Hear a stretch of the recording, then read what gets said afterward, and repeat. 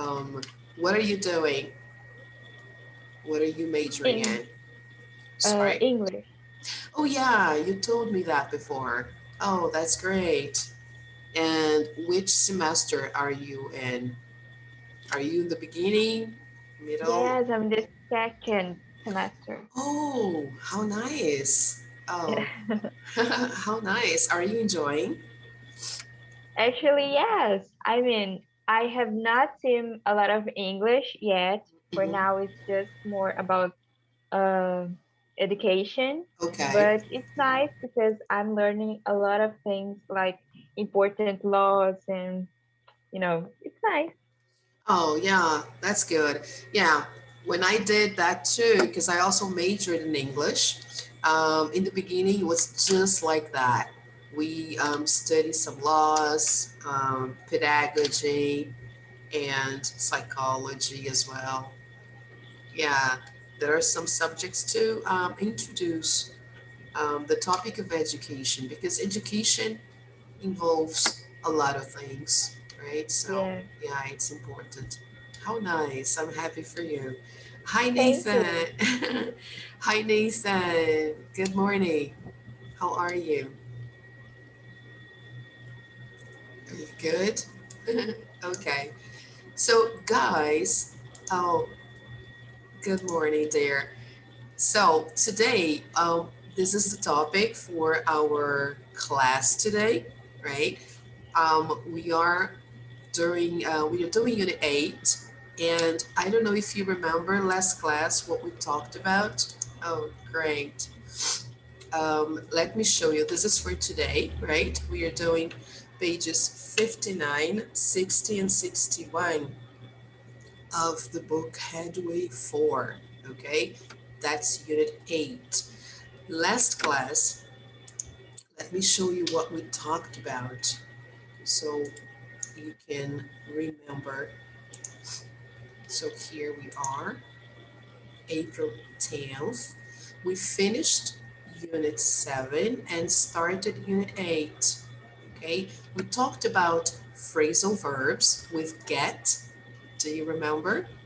Yes, there are lots of phrasal verbs with get, right? I even posted some images here to help you. We talked about exaggeration and understatement. When we communicate, we usually use either exaggeration or understatement, depending on the situation, right? So, and we started our Unit 8, talking about Susan Boyle. Remember that contestant from Britain's Got Talent? So that topic introduced our grammar focus, which is relative clauses, right? And then for homework, I asked you to do the workbook, these pages here, if possible, of course, and the eye checker from Unit 7. Um, I don't know if you have the material to reach the online practice, and yeah, you told me, some students told me that you don't have access to the platform yet, right? I talked to your previous teacher, Carol, and she told me that she doesn't have it either. So I don't know the reason why she didn't open your class on the platform. So I will try to do that this weekend, okay? Because I'll have more time. So I will try to include your class in my account and I will try to add the book. Okay, guys. Then I'll let you know, but I've been checking this because I know that you're not being able um, to access the platform and you should. Yes. So don't worry. I'm, I'm taking care of this, right? Because it's very important for you to do the exercises online. Okay. So here, besides the things we asked you to do, I also posted some worksheets here, right? So did you have a chance to do any of those? No, I, but I saved on my computer, so I'm going uh-huh. to do later today. Okay, great. Awesome. Hey, Stair, good morning. Good to see you. Good morning, teacher. Yes. See you too. Okay. So these exercises are very important because they will help you use relative clauses and understand them better, right? Practice makes perfect. I always say that. So try to do them as soon as possible. All right. Okay. So let's move back to our lesson today. Okay, here we will talk more about relative clauses, but now giving the names, right, to the types of clauses. We will also discuss adjective collocations. Yeah, we use that a lot, and sometimes we don't pay attention. There are some differences, right? And some special collocations. We will also talk about adverb collocations, so adjective and also adjective collocations. Do you know what collocations are? Have you ever seen this word before? I think Kathleen may know, right? Do you know, Kathleen, what collocations are? I used to know, but now I can't remember. Sorry. Okay, no problem. So collocations are words that usually go together and they are used by the native speakers normally. They always occur together. If you try to change and put maybe another word, even though it's grammatically correct, it doesn't make sense and it's not understood by a native speaker. He will hear that and he will make a face like, "Hmm?" because the words don't really match, right? So we will take a look at some of those with adjectives and adverbs, all right? And that makes a lot of difference because when we are speaking, if we are non native speakers like us here in Brazil, we tend to make some mistakes, right? With collocations. All right. So first, let me just show you a short video about relative clauses so you know what clauses are, okay? Oh, sorry, I just paused here. Hi, Gabriel. Good morning. Good to see you. Before the video, let me show you a brief introduction to relative clauses, right? I have the image here. Oh, how nice. Good to see you. So let me open this here first.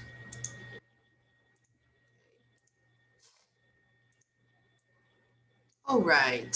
Can everybody see that? Yeah. So first things first, let's see what relative clauses are. Hey, Danila, good morning. Welcome. So here we have a definition, right? So can you read the definition for us, please, Kathleen? Sure.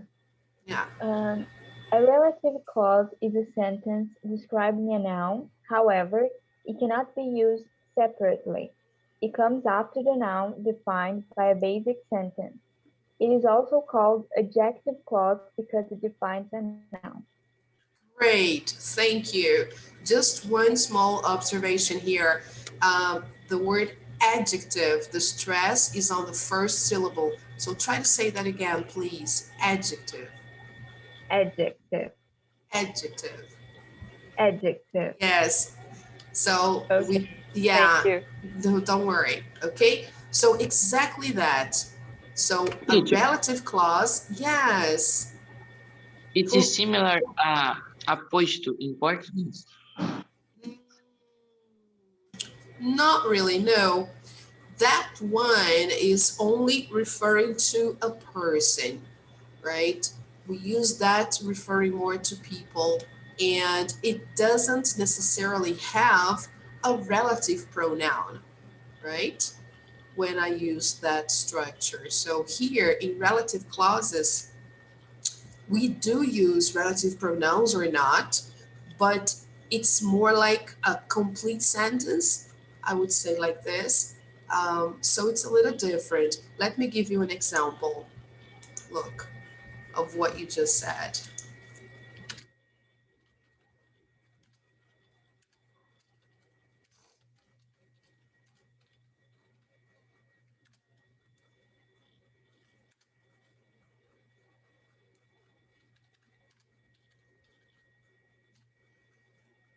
So this is one example. I say, Mike, the best soccer player, is here today. So as you can see, the structure of the sentence is usually subject, verb, and complement. And here in the subject, look what I have. And I have here, of course, Mike is the subject, but then I introduced a description here, okay? And in this case here, I don't need to use a relative pronoun, okay? So um, from what I can remember of what you said, you don't need to use a verb here or anything, just a description, okay? Now look at this sentence.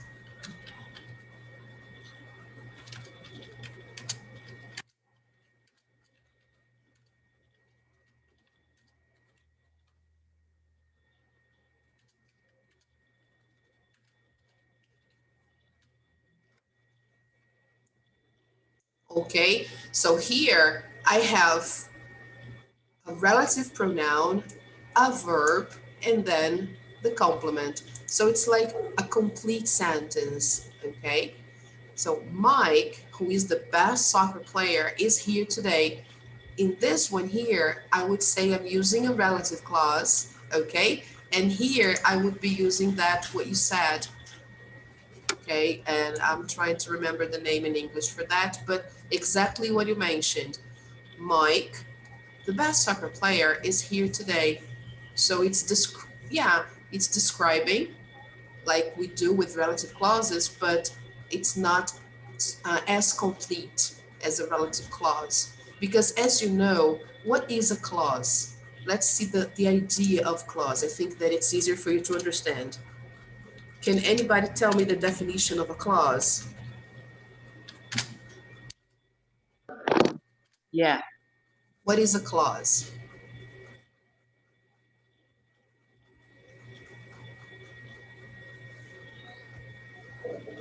No, teacher, sorry. I You don't I know. Okay, a yeah. clause is a sentence, okay, with a verb, okay? So for you to consider a sentence, a clause, it has to have a verb, okay? So that's the difference, I guess, now better for you to understand between a relative clause and what you call a posto, right? I don't remember that in English, but that's the idea. When we have a posto, we don't need to have a verb, okay? But a clause, yeah, it's necessary to have a verb. Okay, Danilo? Okay, teacher. So here we are talking about relative clauses. Like we also have adverbial clauses. I think you remember that from Portuguese, right? Adverbial clauses, they start with an adverb or something. So you're linking two different clauses with an adverb. Here, a relative clause is something that you use to link to a previous one.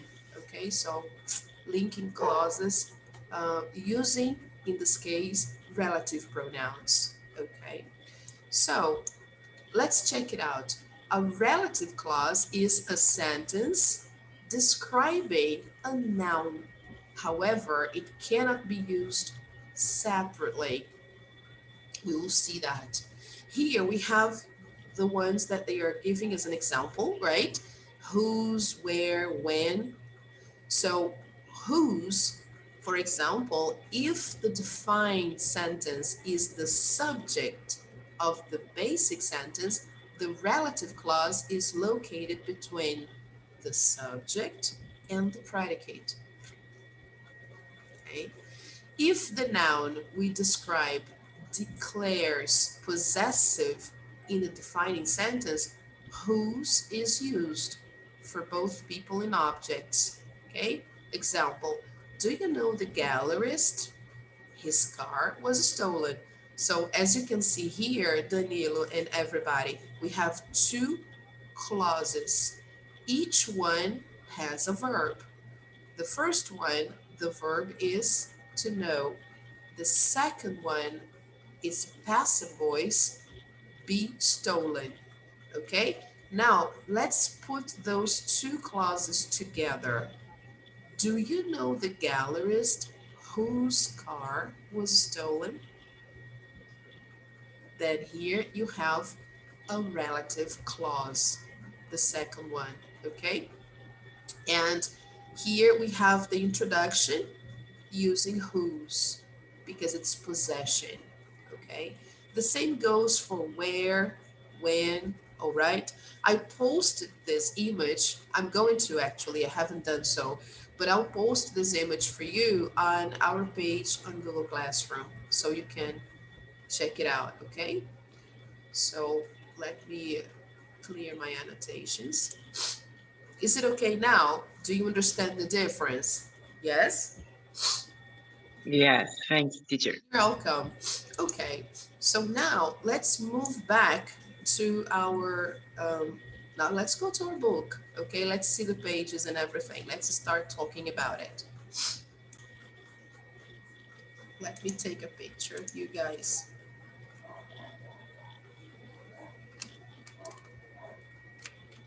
Okay. All right, picture taken. So we have a break until 12:34. So that makes 10 minutes and then we come back. All right. We are almost over, guys. So let's go.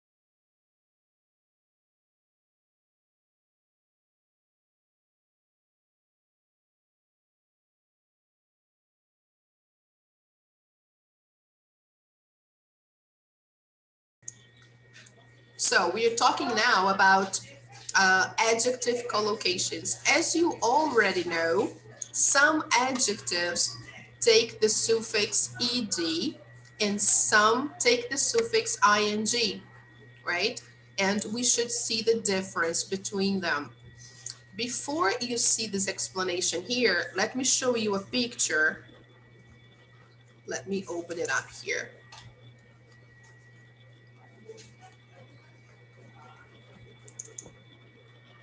This one I've already posted for you there, okay, on your page. So let me share this one here. Okay, so this image explains the difference between ed and ing when I'm using adjectives, okay? So look at the picture, guys. He's bored. He has to study, but the topic is not interesting, so he is bored. And now here we have information about the books he's studying. So these books are boring. So adjectives that end in ing describe the characteristic of a person, a thing, or a situation. It causes a feeling. So I'm just describing something or someone or even a situation. It's like my opinion about the situation or about the person or about the object, the thing. Example, the books are boring. That's my opinion. Okay? We are describing a characteristic of these books. What do they cause? What feeling do they cause? They make people feel bored, but they are boring. Okay? Like some grammar topics. Some grammar topics are boring. All right? Now, adjectives that end in ed, they describe a feeling. They are not like an opinion, but they describe a feeling or an emotion. It's how we feel about something. Example, he is bored. This is his feeling right now. This is how he feels. Okay, so when we express how we feel or how someone feels, we use ed, right? So look at the sentences. Let's compare. I'll try to make it a little bigger so you can see better. Let me just put this bar here. Here you can't. Anyway, let's go there. I am tired right now. My flight was tiring. So here, the first one shows how I feel. The second one is my opinion about my flight. Okay? This made me feel tired. So it was a 12-hour flight. So usually a 12-hour flight is something really tiring. Public toilets are sometimes disgusting. So that's my opinion about public toilets. Just a moment.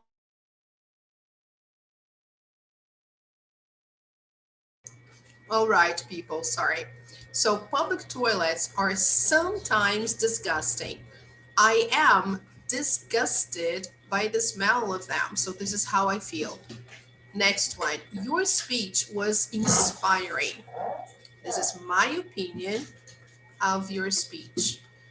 Now, I'm now inspired to do great things in my life. So this is how I feel because of your speech. Okay?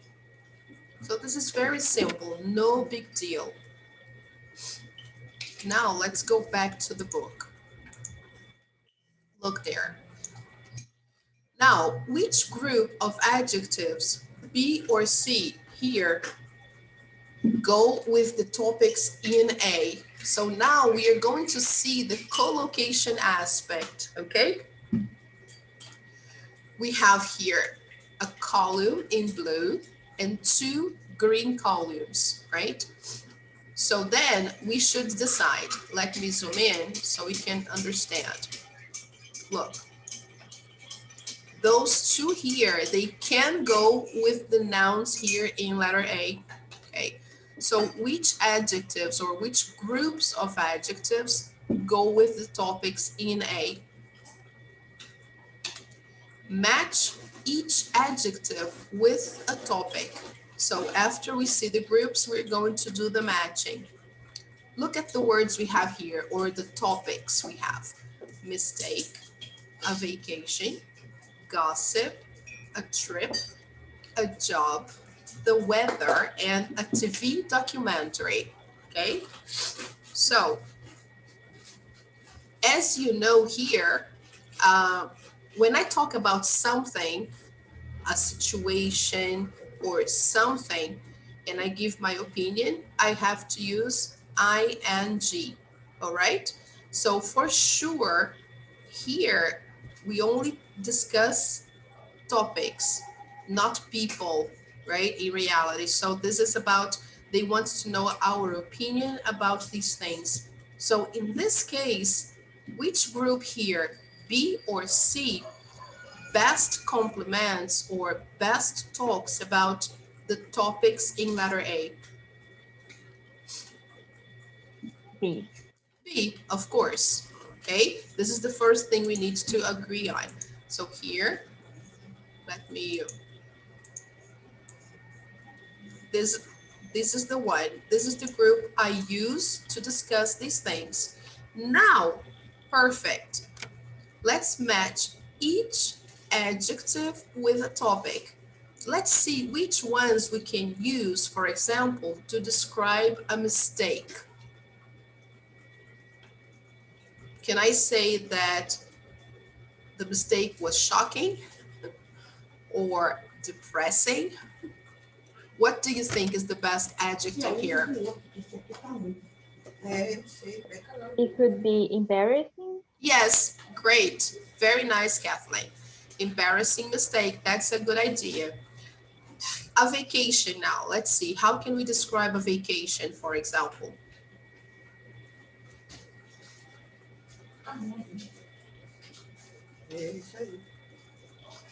Relaxing. Relaxing. Yes, very nice.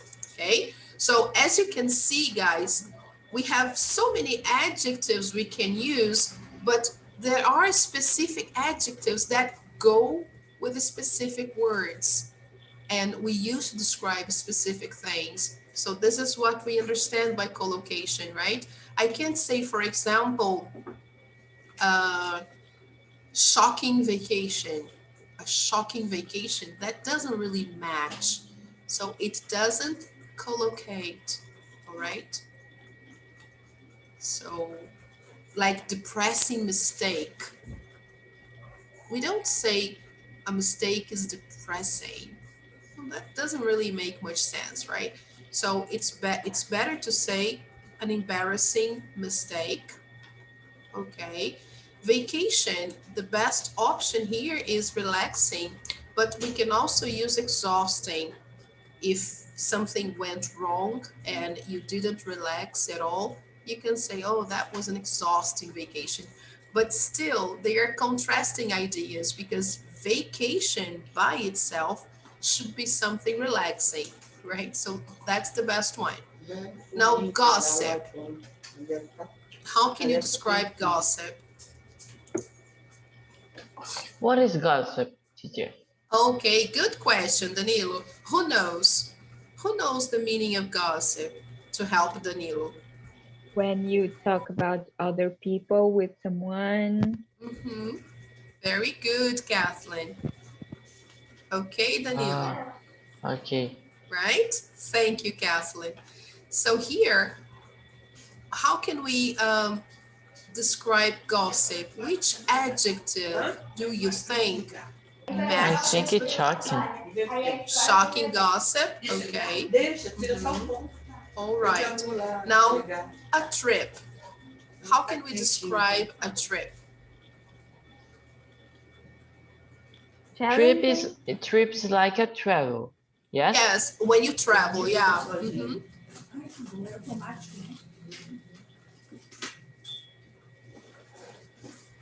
I don't know, I think.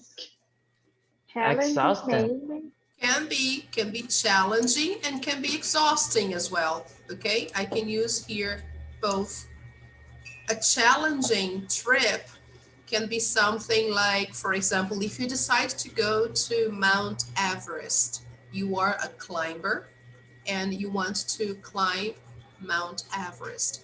That could be a challenging trip, right? Because it's not easy to climb Mount Everest. So here, exhausting trip. Any trip that you have to do many things or that you don't have time enough to relax can be exhausting. A business trip can be exhausting. It all depends on the things you do, okay? If you work a lot, if you go to many places in a short period of time, it can be exhausting, okay? Now, a job.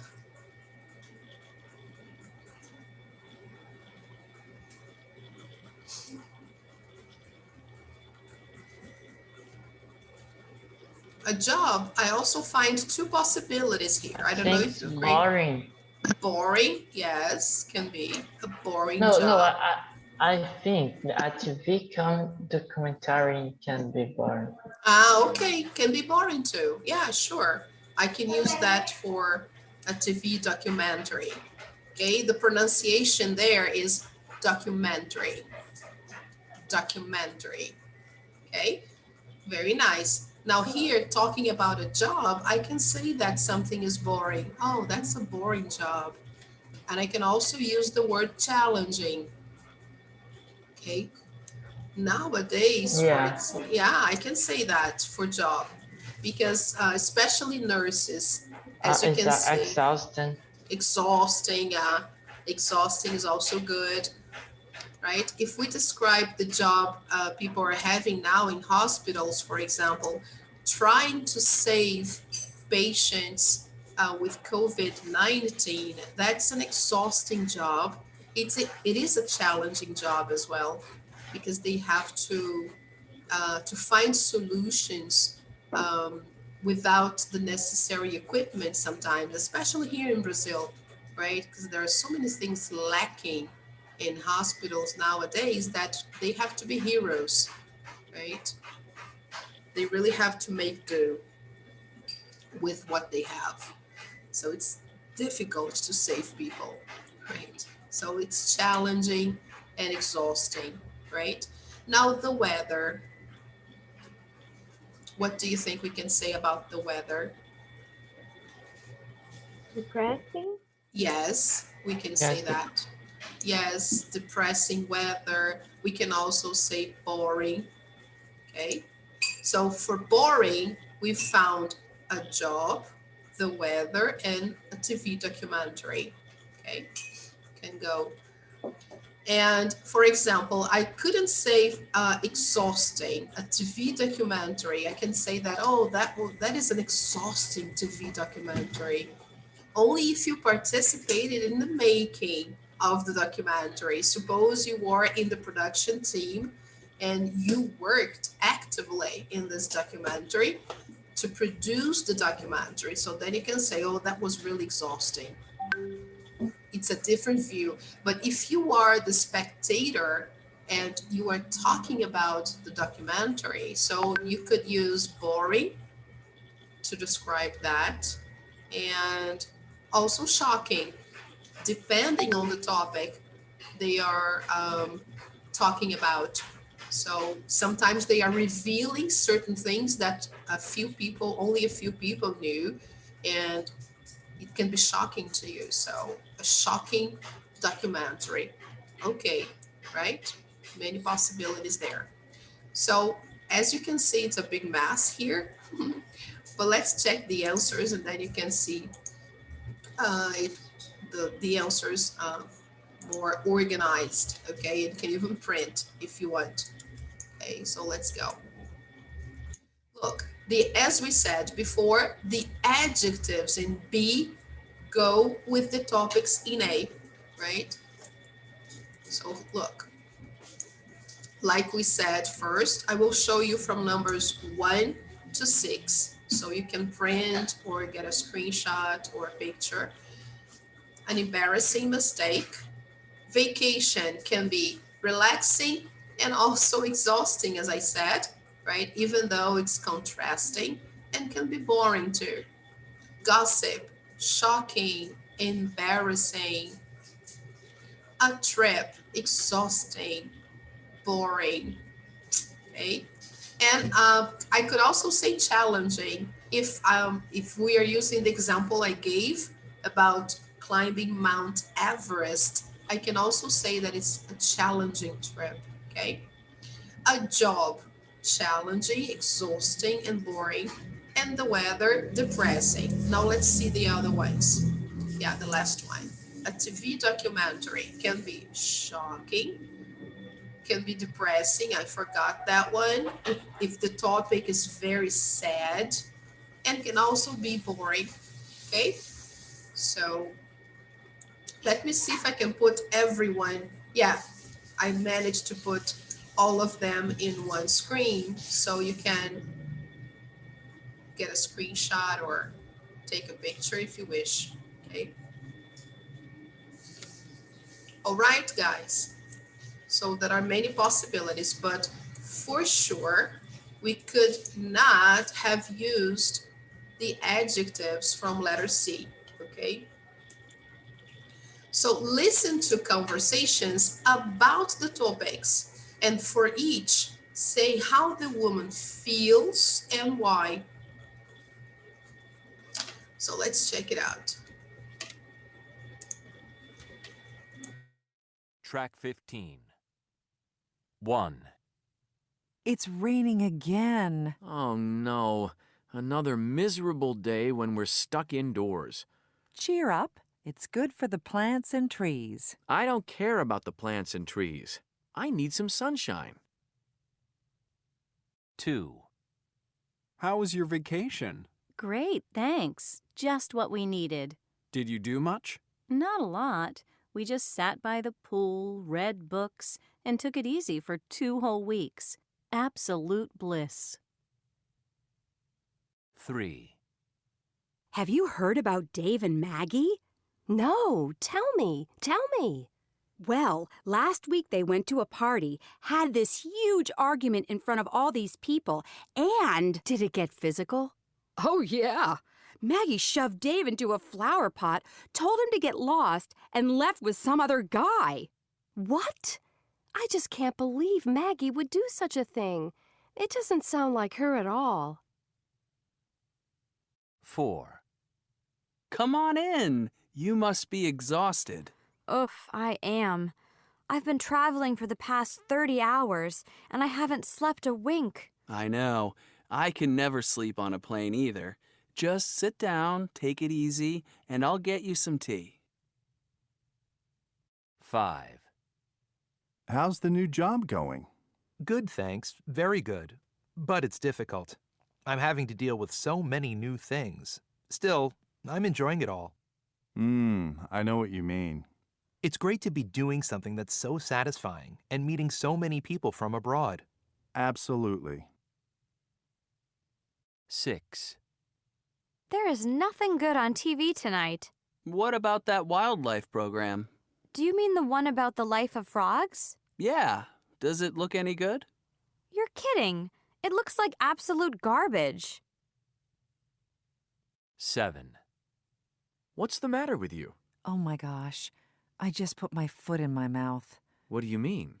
Well, I was talking to that lady over there, and I asked her when her baby was due, and she told me she wasn't pregnant. Oh no, that's awful.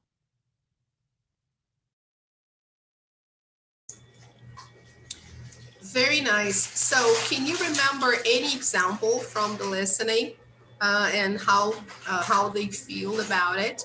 Because they described different situations, right? And by the way, the first one here was actually a guy speaking, not a woman, right? So do you remember how he felt about the weather?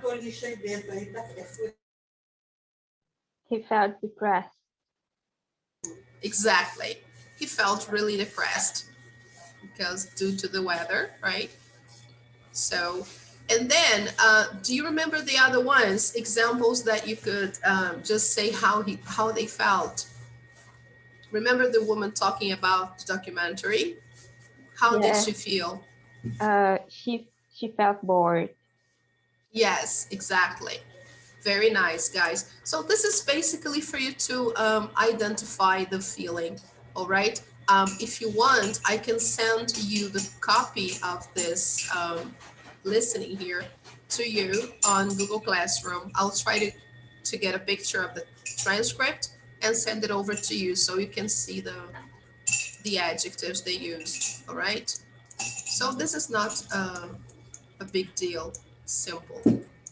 So now let's move on to number 6 and practice a little bit more. All the things we've seen so far. Complete each pair of sentences with the correct form of the same verb. Okay, so let me highlight this one for you to see here. Okay, once as a present participle with ing and once as a past participle. Okay, so let's see, for example, as you can notice, each one has 2 sentences, right? Numbers 1, 2, 3, and so on. So the first, I hurt my leg. Bridge is a card game by 4 people. So which word do you think is missing here? Play. Exactly. Very nice. Now, let's use participle forms, okay, to complete. The first one, I hurt my leg. Which one do I use? Played or playing? Playing. Good. Playing soccer. And second, bridge is a card game Play. played by 4 people. This is basically it. Super simple. Number 2, it says in Korea on my camera. Or I have a job in a cafe. Sandwiches. So which verb is missing here? Made.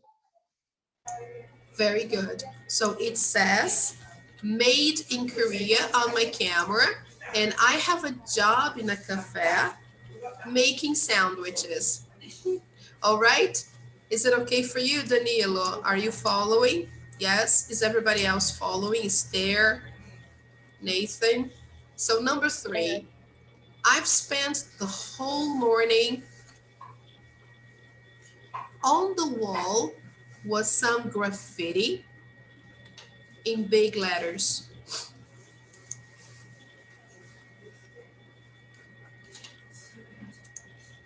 Writing. Yes, great. Writing. And here, of course, the participle one.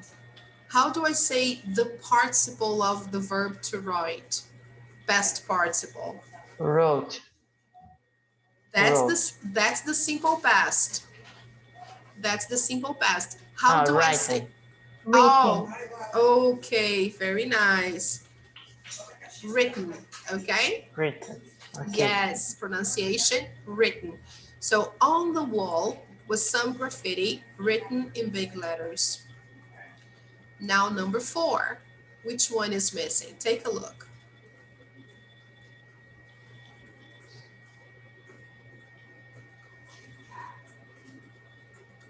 By. Exactly. Fantastic. So here the first one, which one do I use? Present or past? Past. Past participle, okay. And what is the past participle of the verb to buy? Bought. All right. Items bought on sale cannot be refunded. Good. And now here we use the present participle. I spent all my money Buying Christmas presents. Good. Number 5. Let's see that. The police caught the robber into a house. Careful. There's a lot of glass on the floor.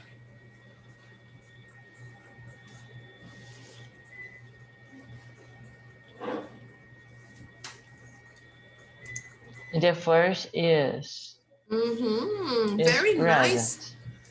Ah, okay. The first one is present participle. Very good. Nathan already said the verb. Do you guys know the verb that is missing here? Okay, so present participle of the verb breaking. You break into a house when you invade a house without authorization. When you trespass, you break into, you invade, and you're not authorized to do so. Okay, so they caught the robber breaking into a house. So he was uninvited. Now the second one, careful, there's a lot of, how do I say the past participle? Ah, very good.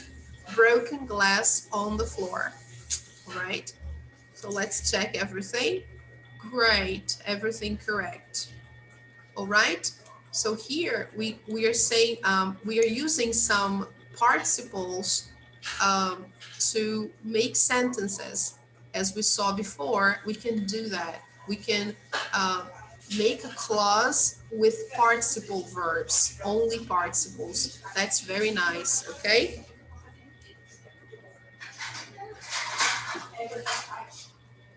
So adding more detail, let's see what it's all about. I like the illustration.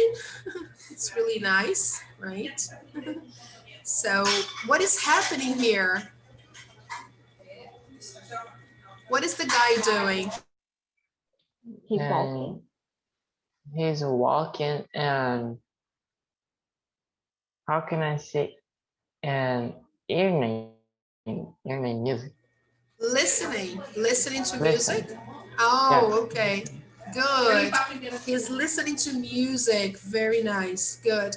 So look, add all the words and phrases from the box to make this short sentence longer. Okay, so let's see there. For example, a man was walking down the street. So how can I include, for example, the word slowly? A man was slowly walking down Yes, the street. a man was slowly walking down the street. It's a possibility, okay? I can see a man was listening to music whole walk down the street. Okay. Yes, a man was listening to music while walking down the street. Okay? Yes, why? Yeah, good. So this is a way for us to form sentences. Let's see another one here. Humming to himself. Do you know the meaning of this verb, guys? When you hum to yourself, look at what he's doing. Look at his mouth. He's listening to music and he's singing at the same time, but not necessarily singing out loud. He's just humming. Okay?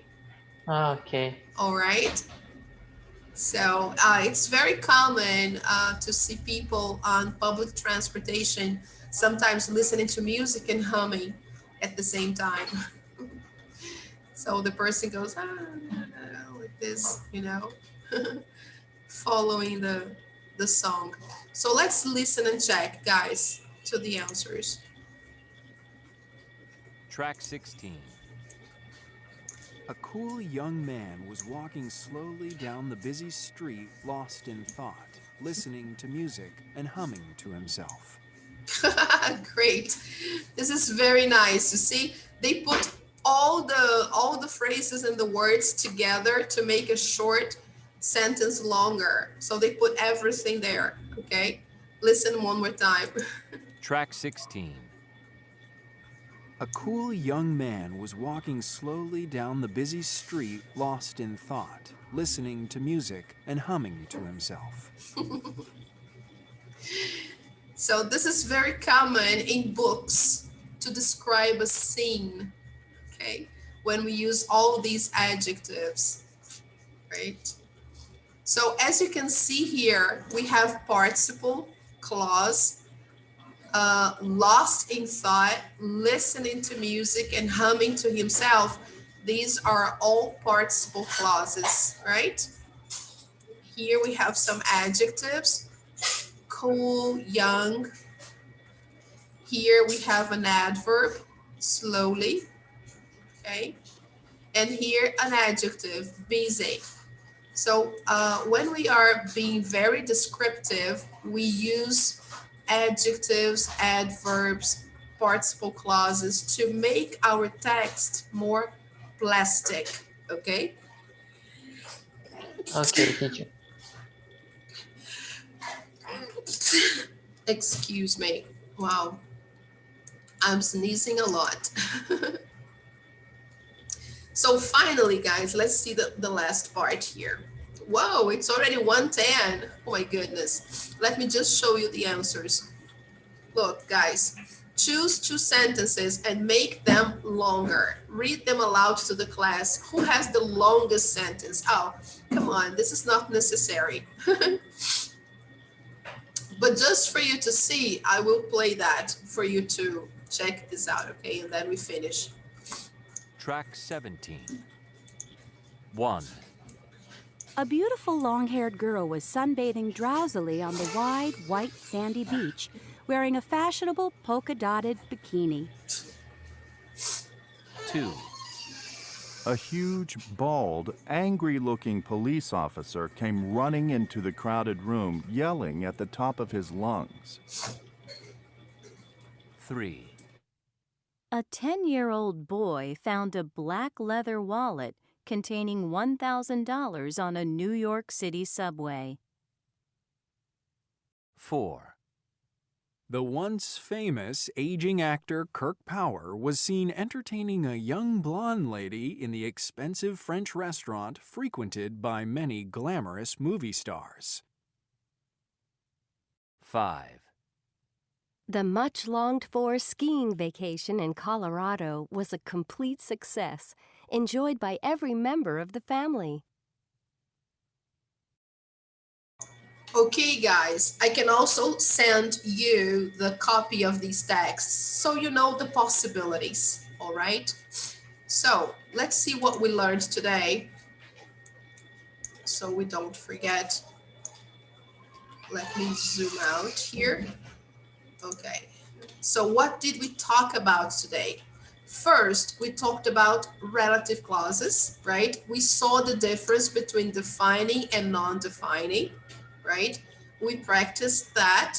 We saw the punctuation, right? It's really important to know when we put commas, when we don't put commas. We discussed about adding more details when we give information, right? We saw here when we can omit, when we have to maintain, we need the complement, otherwise it's not understood. We also completed some sentences, right, to form relative clauses. We saw adjectives, right, and also the difference between ed and ing, when to use each one. And we also talked about some possible collocations, right, according to the topics. Here we practiced the participles, right, present and past participle to form sentences. And just to finish, adding more detail. This is an extension to the topic, right? We can use participle clauses, we can use adverbs and adjectives to describe a scene or a situation, all right? So today we've just done pages 59 and 60. We weren't able to do 61. So next class, we will do page 61, which is about adverb collocations. Try to do this homework here, and also the online. I will see to it tomorrow or later today so that I can include your class to my account, and then I can add the book. Okay, but I'll let you know. I'll send you a message as soon as I do it. Okay, and here we have some information on the topics we discussed today. All right, people. So thank you so much for coming today. Sorry, because today I'm really tired, so I wasn't 100% in our class. So sometimes I may have sounded a little slow or even confused because I am really tired. But I hope I'll be better next week. Okay. Probably I will do the COVID-19 test because I've been sneezing a lot. So let's see if there is any problem there. Okay, guys, but please be careful, right? Protect yourselves, wear a mask all the time, avoid social gatherings of any sort. All right, take care, guys. Bye bye. See you Thank you, next week. teacher. Thank You're you, Bye. welcome. teacher. See you. Bye. Bye. See you. Bye bye. Have a nice Bye, weekend. teacher. See you Oh, next week. bye, Carlos. See you next week. Thank you, guys. Bye bye. Thank you. See you next week. Take care. Take care. You too. Thank you. I will. Bye.